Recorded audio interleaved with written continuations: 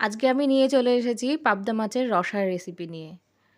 চলুন দেখে নিই রান্নাটা আমি কিভাবে করি। পুরো ভিডিওটা দেখবেন, আশা করি আপনাদের ভালো লাগবে। নমস্কার, আমি বান্টি। আমিষ ও নিরামিষ ইউটিউব চ্যানেলে সবাইকে জানাই স্বাগত। পুরো ভিডিওটা স্কিপ না করে দেখবেন আর ভিডিওটা শেয়ার করে দেবেন। পাবদা মাছের রসা বানানোর জন্য আমি 10টা পাবদা মাছ নিয়েছি। তার মধ্যে নুন আর হলুদ খুব ভালোভাবে মাখিয়ে নিচ্ছি। আমার ভিডিওগুলো যদি আপনাদের ভালো লাগে, ভিডিওটাতে একটা লাইক তো করবেনই, আর আমার চ্যানেলটা অবশ্যই সাবস্ক্রাইব করবেন আর কমেন্ট করে জানাবেন কেমন লাগলো, আর কি কি রেসিপি আমি বানাবো সেটাও জানাবেন। মাছগুলোতে আমি নুন আর হলুদ মাখিয়ে রেখে দিলাম। এবার একটা মশলা তৈরি করে নেব। দিয়ে দিচ্ছি 1 চামচ কালো সর্ষে, 1 চামচ পোস্ত, মানে বড় চামচের 1 চামচ। এটাকে শুকনো গুঁড়ো করে নেব। এবার এর মধ্যে দেব 1/2 ইঞ্চি আদা, 6-7টা রসুন আর কাঁচা লঙ্কা। ঝালটা আপনাদের স্বাদ অনুযায়ী দেবেন। অল্প একটুখানি নুন আর জল দিয়ে আমি পেস্টটা তৈরি করে নেব। এই যে পেস্টটা আমার তৈরি হয়ে গেছে।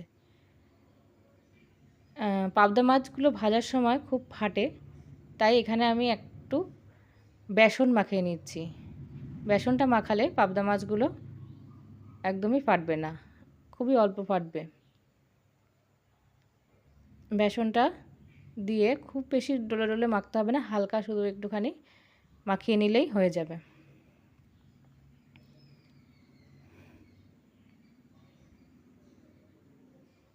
বেসনগুলো মাখানো হয়ে গেছে।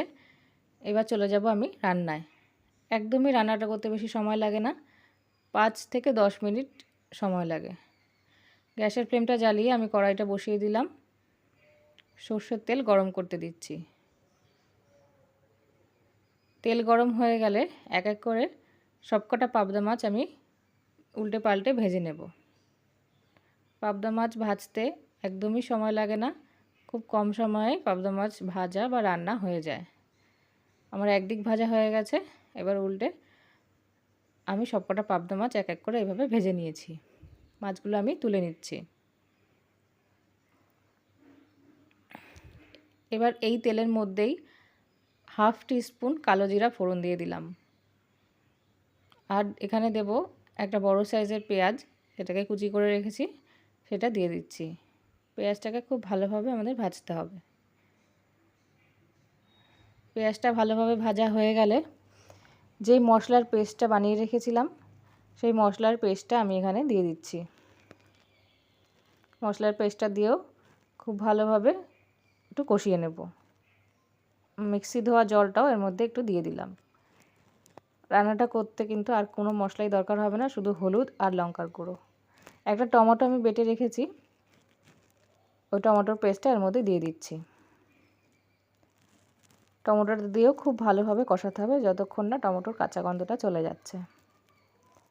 টমেটোটা কষাতে কষাতে এখানে আমি 1 চামচ হলুদ আর 2 চামচ কাশ্মীরি লঙ্কার গুঁড়ো রঙের জন্য ব্যবহার করব। আপনারা যদি ঝাল খেতে পছন্দ করেন, এখানে ঝাল লঙ্কার গুঁড়ো একটু দিতে পারেন।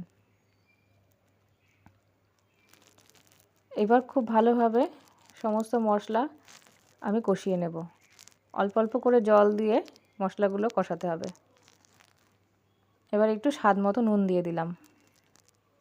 নুনের পরিমাণটা আপনারা আপনাদের স্বাদ অনুযায়ী দেবেন। একটু একটু করে জল দিয়ে মশলাটা কষিয়ে নিচ্ছি। এইভাবে মশলা কষালে তরকারির স্বাদ অনেক ভালো হয়। এবার আমি গ্রেভির জন্য ঝোল দিয়ে দেব। আমি পাবদা মাছের রসাটা একটু ঘন ঘনই রাখবো। আপনারা আপনাদের পছন্দ অনুযায়ী এখানে গ্রেভির জন্য জল ব্যবহার করবেন, আর অবশ্যই গরম জল ব্যবহার করতে হবে। আমি গ্রেভির জন্য সবসময় গরম জলই ব্যবহার করি, তাহলে তরকারির স্বাদ অনেক ভালো হয়। গ্রেভির জলটা যখন ফুটে যাবে, আমি এখানে ভেজে রাখা মাছগুলো দিয়ে দিচ্ছি। মাছগুলো দেওয়ার পরে বেশিক্ষণ ফোটানোও যাবে না, আর একদমই নাড়াচাড়া করা যাবে না। মাছগুলো দেওয়ার কিছুক্ষণ পরেই গ্যাসের ফ্লেমটা অফ করে দিতে হবে। ব্যাস, আমাদের পাবদা মাছের রসা তৈরি। খুব অল্প সময়ে দুর্দান্ত স্বাদের একটা রেসিপি, পাবদা মাছের রেসিপি আমাদের তৈরি হয়ে গেছে। আপনারা বাড়িতে অবশ্যই ট্রাই করবেন, আর ট্রাই করে আমাকে কমেন্টে জানাতে ভুলবেন না।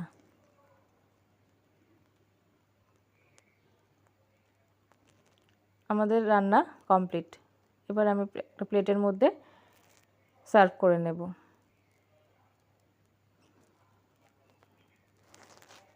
আমার ভিডিওটা যদি ভালো লাগে ভিডিওতে একটা লাইক করে দেবেন আর জানাবেন কেমন লাগলো। দুর্দান্ত স্বাদের পাবদা মাছের রসা আমার তৈরি হয়ে গেছে। ভিডিওটা দেখার জন্য ধন্যবাদ।